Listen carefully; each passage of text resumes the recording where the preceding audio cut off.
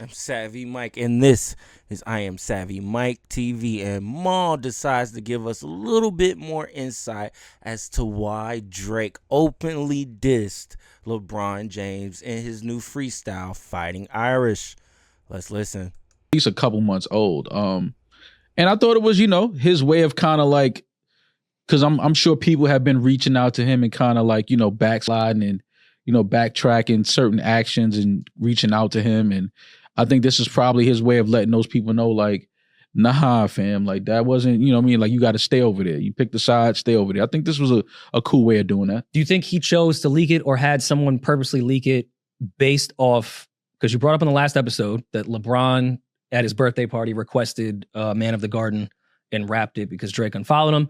Do you think Drake asked this to be leaked because of LeBron's 40th birthday party? Because this, again, is a pretty direct, which we'll go through the lyrics. It is a direct shot at LeBron through most of this. It's pretty obvious. Yeah, too. Obviously we know that part. I think that it could be some of that.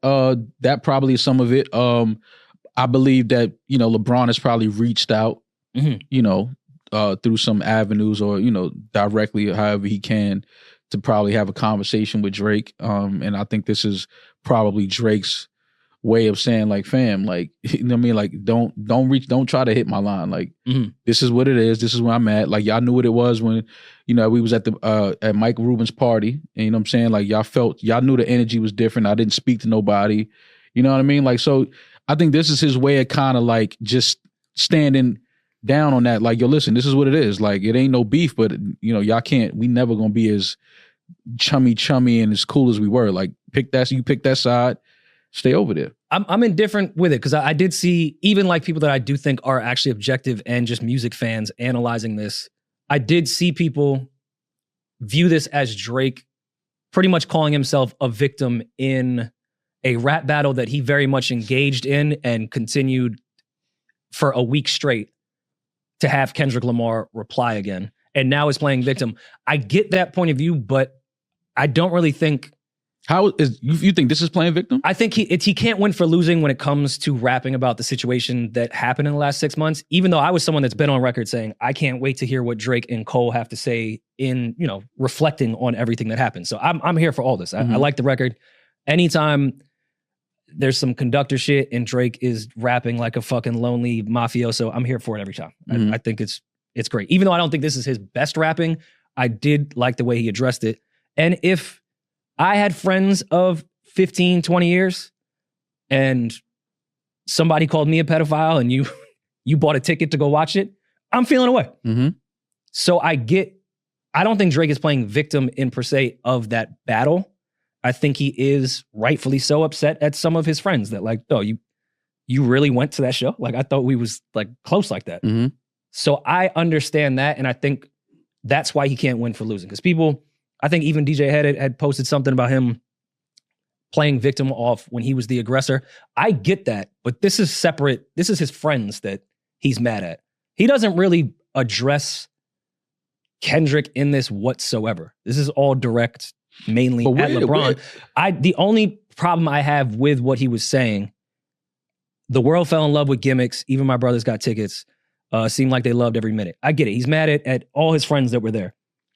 You can't say that the world fell in love with gimmicks when you fully participated in this battle. You even told Kendrick Lamar to call you a pedophile. You went through that entire thing. We didn't fall in love with the gimmicks.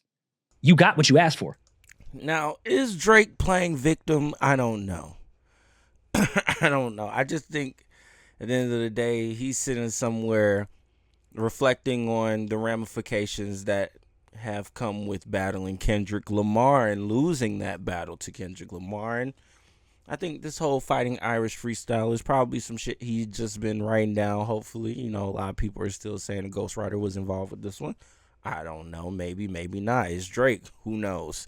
But either way, whatever him and his ghostwriter or he came up with, they did pretty well in at least putting the point out there that, yeah, we're not fucking with anybody that was standing around that situation and picking that side when it was going on, including you, LeBron. I felt disgusted seeing you over there. I got you tatted on me, nigga.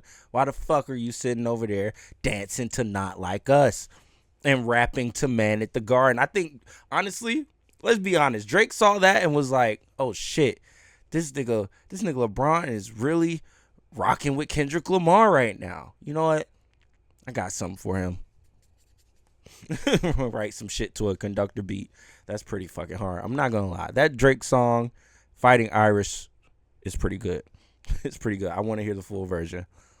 I'm not a Drake stan, but I do like good music and I like good rap music, and that conductor beat is fucking hard. I'm sorry. That conductor beat has just been playing over and over back in my head. It's just an amazing beat. Conductor is a great producer. Honestly, I hope Drake and Conductor really lock in and give us a full producer artist collab album. That would really benefit Drake right now, to be honest. All right, I'm done yapping. Mm-hmm. So I don't want to hear anything about that as us as fans falling for anything, because you as Tupac and Snoop Dogg told Kendrick to do exactly what he ended up doing. Mm-hmm. Drop. I know you got 10 more. All that shit, nah. I don't want to hear that part. But everything else, yeah, man, I'd say fuck LeBron too. 100% would say that. I mean, I think I'm just trying to figure out where you saying playing the victim part at. That's how people viewed this entire thing. Like after the battle, now Drake is like, look what they did to me when you actively participated in a rap battle where there are no rules. I looked at it differently. I would be mad at my friends, but I'm not. You can't tell the world that we fell in love with the gimmicks when you said the gimmicks before Kendrick did. But that doesn't you make say, yo, call him a pedophile. Yeah, but that doesn't mean I can't say you fell in love with it. Yeah, that doesn't make it any less of a gimmick that you did indeed fall in love with, whether I invited it or not. What? You fell for it. Then rap battles are gimmicks. Nah. Not exactly. Nah. You know why he's saying gimmicks, and especially when you're talking about they not like us. And I don't, just that one, if he would have dragged it on for more than one bar, sure. But that one little line that happens to rhyme with tickets, I'm not. I like the bar. I don't think that gives victim. That's the only part of this entire thing where I am giving credence to some of the objective fans that were like, this isn't really what I wanted to hear. You shouldn't sound like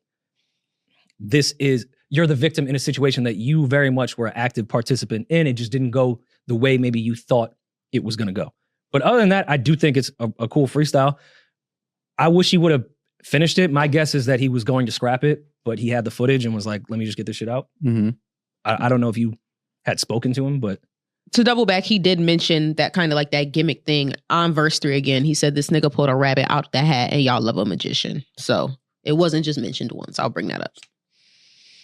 Yeah, that's part of a rap battle. Go make some shit up and see if the people fall for it. No, I think again, like, make it. I didn't really think that. I think it was Gay-Z. Listen, and I think it's. Records. I think it's very simple. I think that people that he obviously had a personal relationship with on a deeper level than we probably know. I think that he saw them stand next to something that was trying to paint him to be something that, again, is the worst shit in the world. Mm-hmm. And I think that he feels like if you're my friend, it is rap and it is entertainment. I do want Maul and them to cut the shit, though. And by them, I mean Maul and the Drake stands. Okay, I get it. Kendrick painted him as a PDF file. Cool. Drake had too much ammo out there. Let's be honest.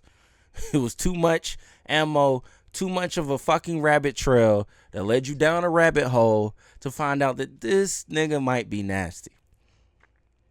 And that's just the truth of the matter. I mean, we can't sit here and act like y'all didn't do the research I did, unless you just didn't want to believe anything coming out of the people who was actually experienced what they were experiencing mouths, along with the video footage of him in Colorado kissing a 17-year-old. Like, come on. It's just too much there, okay? Not to say he is one. Not to say that that's what he likes to do. But it's just too many instances, too many, crumbs of some bullshit. And it's like, okay, well, what's going on here? And I did a whole video detailing it all. So I'm not about to sit here and go back down the rabbit hole with y'all. Go find the video. It's somewhere in my catalog. It's somewhere. But yeah, either way, it was ammo that was used, and honestly, he told him to use it. Tried to frame it like Joe Budden was the only one saying it, which Joe Budden never really called him a PDF file. He just said he liked young women after listening to For All the Dogs. But yeah, that's neither here nor there. Done yapping. But if you're my friend and somebody is, alluding that I'm this fucking disgusting person, you can't be at the show dancing with them, rapping along to the lyrics. Like that's just, again, we're talking about if you're a friend, not if you're just somebody that I say, yo, what's up? And I keep it moving. If you're in my house and you know what I'm saying, you're playing with my kids and your kids and my kids know each other, like, it's certain things that I'm just going to expect a certain level of loyalty behind. Like, and I think that that's what this is basically speaking to. Like, like you said, we brothers, but I'm not that cousin to visit. Like, we family. I'm not that cousin to visit. Like, I think a lot of that was at Cole. I don't think that was all at LeBron. Whoever it's at. Cry blues for you, say it wasn't malicious, talk about we family. I think a lot of that, God forbid we ever tarnish your public image, that bar people said was about LeBron, and then I saw everyone take that conclusion that Drake was going to expose LeBron for cheating. I was like, how did y'all get that from that bar? But that's just the internet. That's like, it was crazy. I didn't even catch that. I didn't even think about, but we've heard that before. Whatever. So when people said that, I attribute it to LeBron. But now that you say that, all that brother talk is if I really discovered a sibling and that God forbid we ever got to tarnish your public image. Now I do get what you're saying, why that might be Cole. I'm here. I think those three bars. I definitely think that was to Cole, in my opinion. I could be wrong, but, either way, Drake don't want that smoke. He don't want it. Cole bodied this nigga 4 times. Does he want a 5th? Does he really want a 5th? Or was it 4? Or was it 3? No, it was 4. Well, we're not going to count in the morning because that was no, Drake rapped on that. No, yeah, he got bodied on that too. Never mind. What y'all want from me? I'm damn sure not going to say my GOAT, the one who actually puts pen to fucking pad every single time he steps in the fucking studio, ain't bodying the nigga that got writers. Fuck out of here. Bars are cold because if we go back, and I'm sorry to backtrack for everyone that's listening to this pod, but this battle's not going anywhere. Yeah. We're going to continue. It is what it is. I had said when Cole went on there, he had spoken with Drake and Kendrick and found out where both of them were taking it and said, I have a family. I am in a great space with my family. I was probably on tour for a long time and I don't need anything of my past to come out of here. And I think that's where Drake is saying, God forbid we ever got to tarnish your public image. Because in this battle, clearly we see that both sides were making things up to begin with. I don't think Cole wanted anything made up or the truth to ever be said about him and some of his younger days. So he bowed out. That was my take then, and I think Drake kind of confirms it here. God forbid we tarnish your public image. I think he had a combo with Cole, and Cole said, I don't want to go there. Y'all about to go on some family shit? Fuck that. Genius. I'm out, bro. We all have demons. We all have shit. I'm not trying to put anything on Cole or put anything on his jacket. We all have some things consensually that we're not proud of in our past, especially a young millionaire that's 22 years old on tour. I'm sure there was some shit. And Cole has a great public image. Genius is bringing up DeMar DeRozan. Genius. I'm just saying, Yeah, Rap Genius is wrong on that, Baby D. Hey, shout out to Baby D. Shout out to Baby D. And shout out to Rory and Ma. I do kind of agree with Rory's theory here that, the tarnishing of the public image wasn't necessarily about LeBron and it was more so about Cole. I was saying when he started doing all the brother talk, because I remember Cole saying that they was like brothers in one of the, I think it was Evil Ways or one of the songs they collabed on. And I think Drake was just referring back to whatever that is that they said that they had. And now it's like, well, Cole doesn't want to deal with either one of y'all. He's just going to keep rapping as he should. As he fucking should. I hope Cole don't retire. Look, I think the retirement thing is, I'm not going to do no more albums, but I'll still rap. I think Cole will still rap. He's that nigga. He's the one. The one is always going to have that itch to want to do this again, And Cole's going to do it again. No doubt about it, even after the fall off. Because like Trader Truth said, even though we fall off, we don't truly fall off. Shout out to fucking Mike Delete Later. One of the best albums of last year. Definitely in my top 3 albums of 2024. Argue with your fucking mama. Anyways, let me know what y'all think about what Maul, Rory, and Baby D had to say about LeBron being dissed by Drake. And kind of alluding to the fact that Drake might have been dissing Cole as well. Let me know what your thoughts about that is in the comments below. I am Savvy Mike, and this is I Am Savvy Mike TV. Peace.